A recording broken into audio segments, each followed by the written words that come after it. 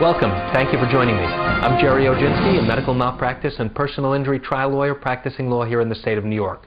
Today's topic is pharmacy errors. What are they and how do you recognize them? Pharmacy errors arise typically when a patient goes to pick up their medication and they go home and they start taking the medication without thinking, without looking at the particular pill or reading the inserts that accompany the medication. And typically what happens is that the patient gets ill or sick or has some side effect as a result of the medication they're taking.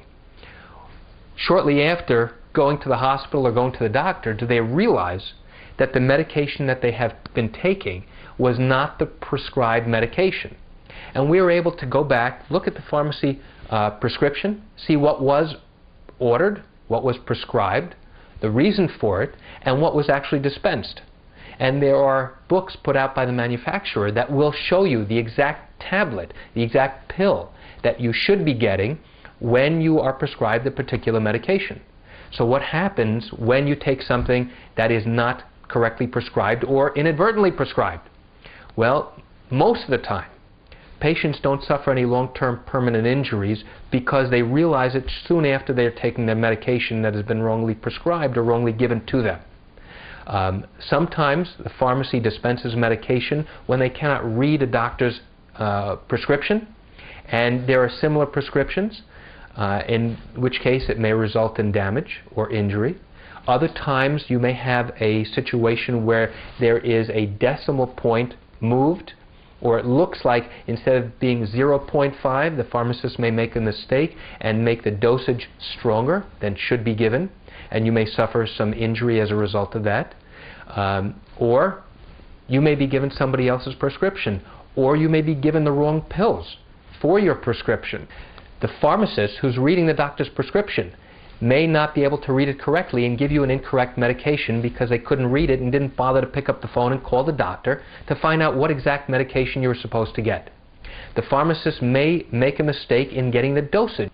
Another common mistake that we see from time to time is where the pharmacist actually gives you and dispenses a medication and is labeled the correct medication, but you're given the wrong pill. And you're given a whole set of wrong pills. And you take it without realizing that it's not your typical pills that you've been taking and suffer some form of injury. Another way is that you are given another patient's medication. And although that does not happen often, from time to time it does happen. And even though these pharmacists have these fail-safe devices and procedures in place to try and limit and minimize these mix-ups, they do unfortunately happen. So how is it that an attorney will learn about it?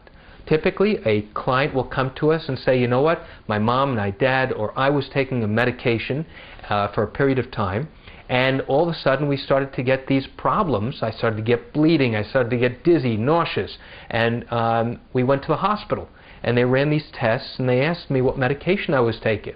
And I showed them the pills, and they checked with their pharmacy, and it turns out it's the wrong dosage or the wrong medication. That's fine.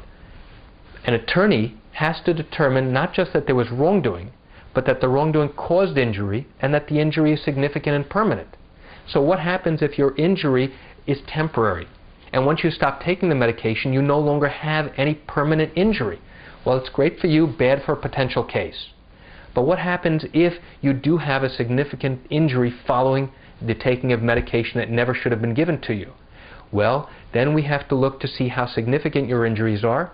We have to determine what treatment you need and what treatment you need for the future. And those are some of the things that you need to know about in order to evaluate whether or not you have a valid case for prescription errors against a pharmacy.